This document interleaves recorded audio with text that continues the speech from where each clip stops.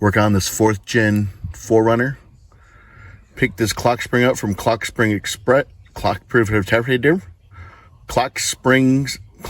EXPERTS. Yeah, I can talk today. CLOCKSPRING EXPERTS.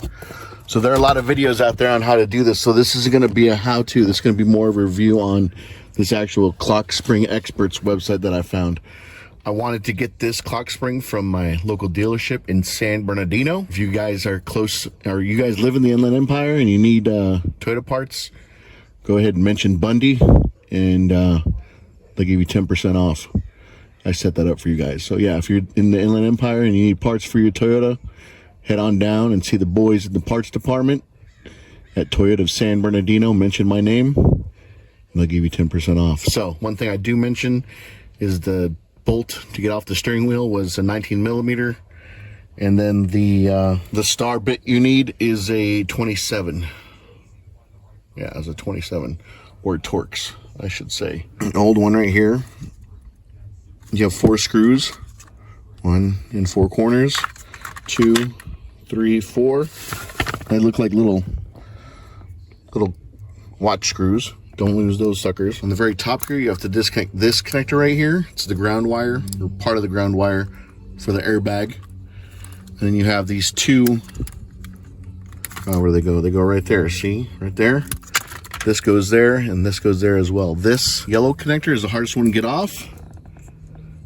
What you have to do is actually get down in there, right here, with the little pick, push up on this connector, and then push out at the same time. CLOCKSPRING EXPERTS has a little remove your angle sensor first, read back.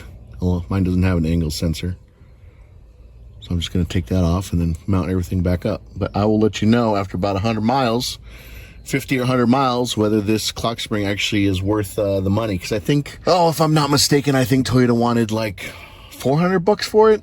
I could be wrong. I'll put up the number right now. I just got to check with those guys. But this was like, I want to say it's less than 100. I could be wrong. I'll put the price up for it. It's been a while since I bought it. This is a review on CLOCKSPRING EXPERTS. All right.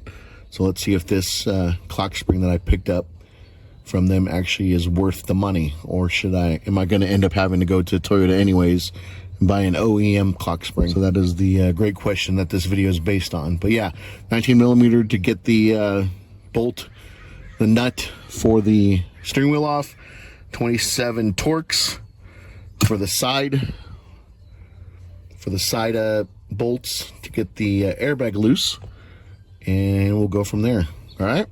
Okay, got the CLOCKSPRING EXPERTS clock spring in. Put the 4 little screws back in. Just be careful. Just snug them up. Don't. I could feel it. If you really crank down on these things, you would just strip it out. So just be careful. One cool thing that CLOCKSPRING EXPERTS does is they put this orange tab in there. It basically stops the clock spring from moving at all until you're ready to pull it. So this is going to be the last thing that you pull. They actually had a white band that said like certified clock spring centered or whatever, something like that. So I had to cut that off to actually get the clock spring to sit correctly on the 4 screws. So I had to cut that off, and this will be the last thing I pull. I'm gonna have to feed the 2 connectors for the airbag back through the steering wheel. Make sure I connect this one here, and don't forget these connectors here as well. These 2 right here. All right.